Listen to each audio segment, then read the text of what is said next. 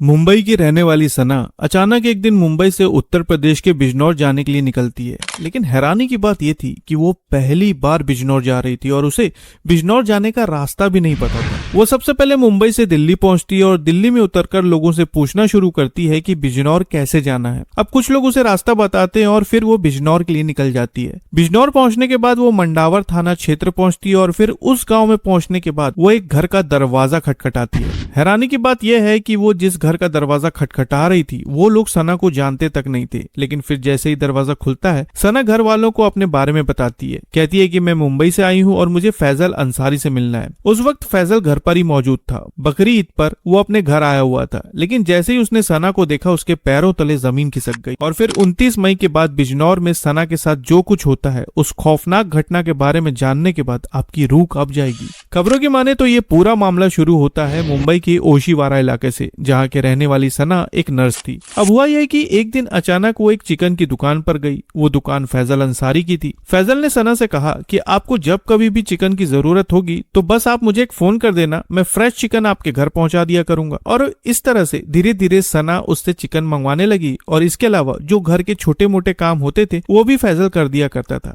धीरे धीरे वक्त गुजरा और एक ऐसा समय आया जब सना और फैजल एक दूसरे के करीब आने लगे और देखते ही देखते सना का प्रेम संबंध फैजल से शुरू हो गया। लेकिन उनकी इस प्रेम कहानी में एक बहुत बड़ा ट्विस्ट था। ट्विस्ट ये था कि सना पहले से शादीशुदा थी और उसका एक 8-9 साल का बेटा भी था। लेकिन इन सब के बावजूद उसने फैजल से एक नया रिश्ता कायम कर लिया था। लेकिन बात सिर्फ इतनी नहीं थी। इससे भी ज्यादा हैरान करने वाली बात यह थी कि सना फैजल से पूरे 15 साल बड़ी थी। फैजल महज 20 वर्ष का था और सना 35 की। लेकिन उसके बाद भी सना ने ना उम्र देखी और ना ही अपना परिवार। वो धीरे धीरे फैजल के प्यार में डूबती जा रही थी। लेकिन फिर कुछ समय बाद फैजल ने अपनी वो चिकन की दुकान अपने पिता को दे दी और वो एक सैलून में काम करने लगा। लेकिन सैलून में काम करने से सना और फैजल का रिश्ता और भी गहरा होता चला गया, क्योंकि वो सैलून सना के घर के बिल्कुल करीब था। अब होता यह था कि जब भी दोनों को मौका मिलता, दोनों एक दूसरे से बेखौफ मिलने लगे। लेकिन दूसरी तरफ फैजल के साथ इन रिश्तों की वजह से सना का दाम्पत्य जीवन लड़खड़ाने लगा था। आए दिन सना का अपने पति के साथ झगड़ा होने लगा और फिर एक दिन सना ने फैजल की खातिर अपने पति को तलाक दे दिया, इस उम्मीद से कि वो फैजल के साथ एक नई जिंदगी शुरू करेगी और बिल्कुल नए तरीके से दोनों अपने नए जीवन की शुरुआत करेंगे।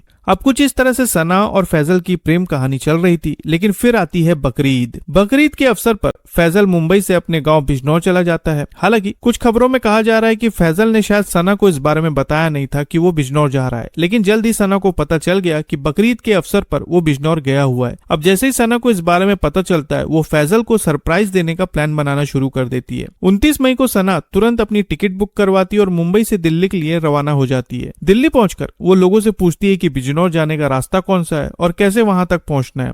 फिर कुछ लोग रास्ता बताते हैं और वो बिजनौर पहुंच जाती है। बिजनौर से वो फैजल के गांव पहुंचती है और गांव में पहुंचकर लोगों से फैजल अंसारी का पता पूछने लगती है। जल्दी उसे फैजल के घर का पता चल जाता है। अब फैजल के घर पहुंचकर वो दरवाजा खटखटाती है और कुछ देर बाद फैजल की मां दरवाजा खोलती है। वो पूछती है कि आप कौन है। तब सना बताती है कि मैं मुंबई से आई हूँ और मुझे फैजल से मिलना है। लेकिन फैजल की माँ पूछती है कि आपको फैजल से क्या काम है। तब सना उन्हें अपनी सारी प्रेम कहानी सुनाने लगती है। अब ये सब सुनकर फैजल की माँ चौंक जाती है, क्योंकि सना फैजल से उम्र में बहुत ज्यादा बड़ी लग रही थी। अब जब उन्हें पता चलता है कि फैजल 20 साल का है और सना 35 की, तो उनके पैरों तले जमीन खिसक जाती है। लेकिन फिर उसी वक्त फैजल आ जाता है और सना को देखकर उसकी हालत खराब हो जाती है। उसे समझ में नहीं आ रहा था कि आखिर सना उसके घर तक पहुंची कैसे। असल में सना फैजल को सरप्राइज देना चाहती थी, लेकिन वहां पहुंचकर सना अब फैजल पर शादी करने का दबाव बनाने लगती है। लेकिन फिर किसी तरह फैजल उसे समझाता है और कहता है कि चलो मैं तुम्हें अपना गाँव घुमाकर लाता हूँ। इसके बाद फैजल अपनी बाइक पर सना को बिठाकर मंडावर थाना क्षेत्र के फतेहपुर सभाचंद के जंगल की ओर लेकर जाता है और एक गन्ने के खेत में ले जाकर वो अचानक सना पर हमला कर देता है, जिसकी वजह से कुछ ही देर के अंदर सना की सांसें थम जाती है। इस घटना को अंजाम देने के बाद फैजल सना के शव को खेत में ही दबा देता है और अपने घर पहुंच जाता है। अब जब घर वाले पूछते हैं कि सना कहाँ है, तब कोई न कोई बहाना बनाकर वो कहता है कि मैंने सना को वापस भेज दिया है। कुछ समय बाद फैजल मुंबई लौट जाता है। लेकिन दूसरी तरफ सना के परिवार वाले परेशान होने लगते हैं।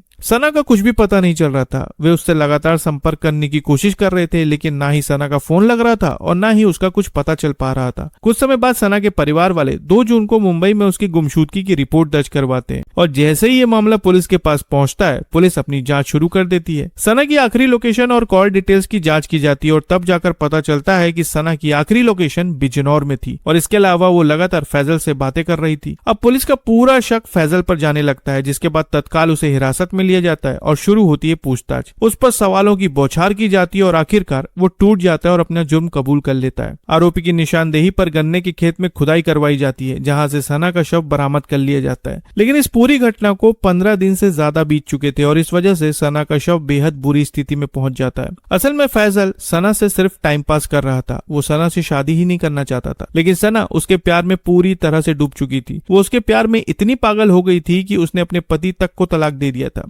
लेकिन फैजल ने उसके भरोसे का गलत फायदा उठाया और जब बात उसके घर तक पहुंच गई, तब डर के मारे उसने सना को हमेशा के लिए खामोश कर दिया। तो साथियों, ये था वो मामला जो मुंबई से शुरू हुआ और बिजनौर में जाकर खत्म। इस पूरी घटना पर आप क्या कहना चाहेंगे, कमेंट में जरूर बताएं। और अगर आप ये वीडियो यूट्यूब पर देख रहे हैं तो चैनल को सब्सक्राइब करना ना भूलें और अगर फेसबुक पर देख रहे हैं तो पेज को जरूर फॉलो करें। फिर मिलते हैं साथियों एक और नई वीडियो के साथ, तब तक के लिए आपका बहुत बहुत धन्यवाद।